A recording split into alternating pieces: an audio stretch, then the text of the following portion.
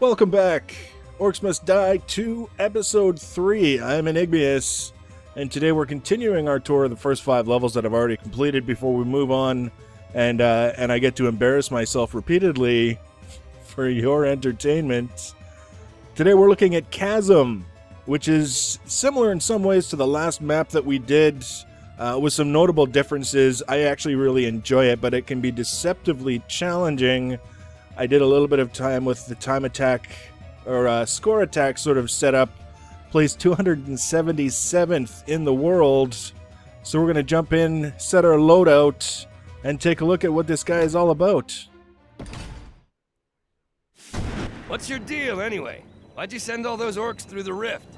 The Order mages were weak and old, unwilling to rule as they should. The orcs were a tool to carve away the corruption and filth.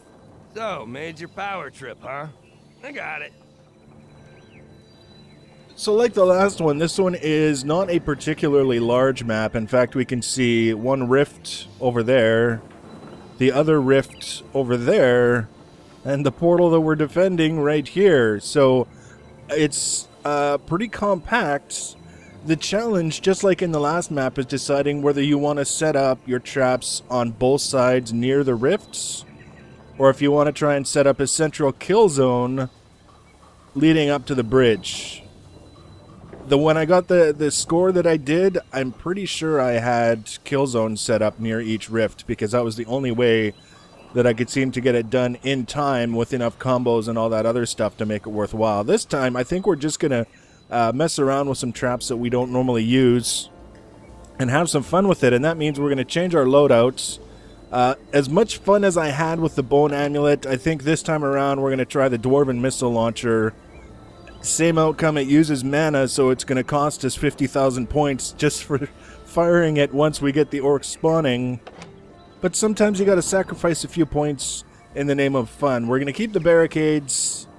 We're going to keep the acid. We're going to get rid of the wall trap. And we're going to replace it with spring traps, because we've got these giant pits on either side. You don't have to worry about orcs ending up where they're not supposed to be, and it can just be a hell of a lot of fun. We're also going to be keeping the steam traps, because there's pretty high ceilings and it's just fun to watch them go flying. Between the acid, the flame vents, and the spikes, and the missile launcher, I'm sure we're going to be fine. So that'll be it for the loadout. Now we're gonna have orcs coming from this side first.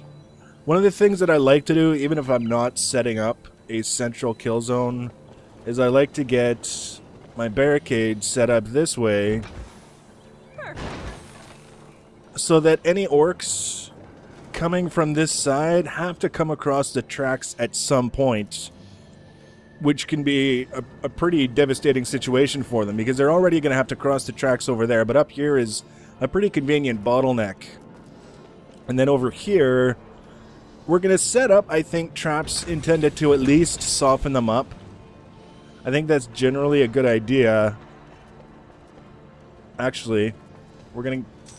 See, the thing is, we've got these spring traps, and if you trigger like an acid trap on an orc that's just going to get flung into a chasm and insta-killed anyways, it's kind of a waste of the cooldown on that trap.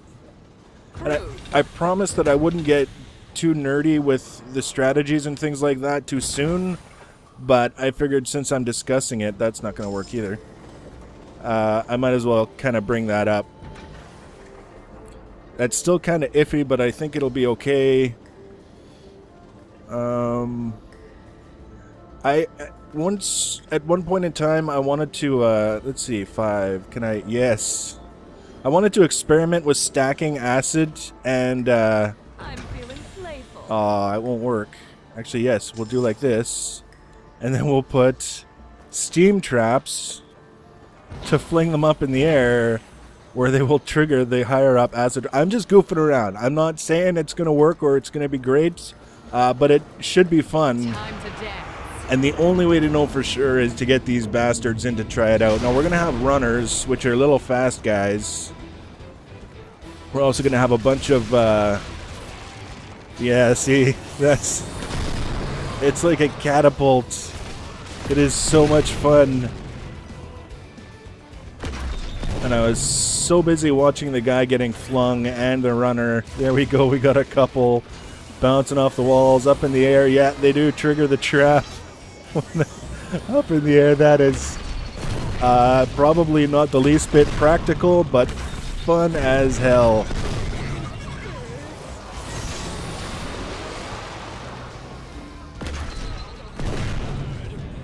And of course, missile launchers are missile launchers. It's kind of hard to not have fun with those. Orcs is so exhausting. Now here I want to do something similar, but I want to move the barricades up a bit, and then we're going to keep the traps relatively simple, which is just another way of saying cheap, because I didn't have a lot of money. And then we're just going to stand here. And actually the missile launcher with the knockback makes it a very, I won't say good weapon for this map, except to say that it's actually helping to make use of the chasm aspect of flinging guys off and, you know, killing them much. Oh, Jesus, you little bastard. That is not appropriate behavior.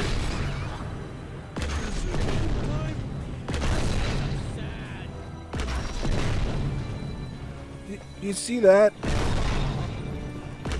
The crap I have to put up with. We aren't done There yet.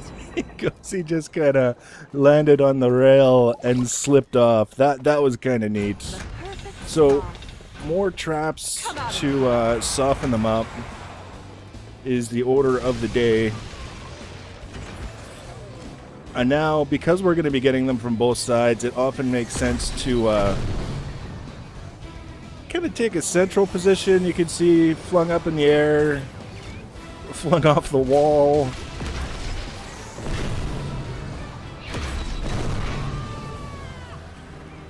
All kinds of fun, all kinds of death. Definitely a little more flashy than the last couple of levels that tended to be more in kind of enclosed spaces with ceilings and things that limit the ability to be creative. See, I hit them, and instead of launching them back, they do like a forward somersault towards me. Killing orcs is so exhausting. So we get a bit of a rest wave here, and this is where we're gonna... I know I'm doing what I said it doesn't make a lot of sense to do, but... and then we're gonna do fire, because that's always fun. And I've got the upgraded sort of thing so that I can put these guys on walls, which I can't really say that it makes them better, but it does make them more fun, and that's all we can afford. So we've only, once again, got five waves. We're already... Oh, there we go. Now, if ever there was a jump shot, that was it. We're already sending guys flying.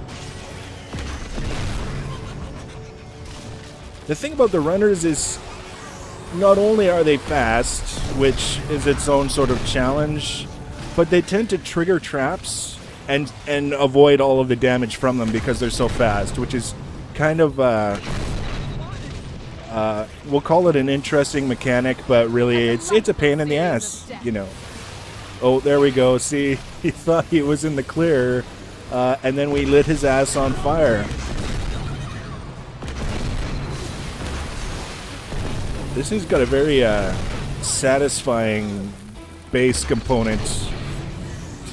That guy just vaporized. That guy's on fire. And all that's left of him is a vaguely recognizable torso. I need no rest. Not bad. Not bad at all. So we're going to load up the fire here. I'll see them all burn.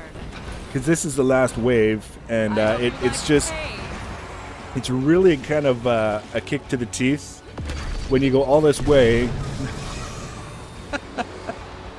You go all this way, having all kinds of fun and being mostly successful, and then it just goes to shit in the last wave, because it happens quite often, and it's something that I've learned to try and avoid by putting traps wherever I'd chosen to defend personally, and assume everything else is just fine. So we're sending guys flying, we're keeping the runners under control, we've got fire and explosions and chaos. Guys are doing somersaults and cartwheel in midair. I think this might be... Oh, we got groups on either side still. That guy was launched into oblivion by a minecart. And... let's see, 4 skulls. I'll bet you it was a time thing again. 41,000 points. Let's look at the stats. Let's find out. Time, we were over by 24 seconds. And this is what I was talking about before when I was doing the score attack thing, is I had basically more robust kill zones on either end close to the rifts, because the time it takes to run from the rifts to the bridge is really where it sort of screws over the time. So I think that's pretty much the extent of it and why we lost this skull. 24 seconds doesn't seem like much, but it's actually kind of a big deal. So I had a hell of a lot of fun, though, with the Dwarven Missile Launcher and all the different ways that we had guys flying around and going into the chasm. It's cool. It's cool. So let's see what we've got for the next episode. Before we go, because I think we're starting to head into the territory of this could be nasty. I think the crossing is one of those that I had to do 2 or 3 times before I got 5 skulls. So I'm actually not going to look at it now. I want it to be a surprise. I'll look at it when we're recording the next episode. And I'm looking forward to it. So I hope you guys are enjoying the series. As always, leave your comments and feedback below the video. Thanks for watching, and take care.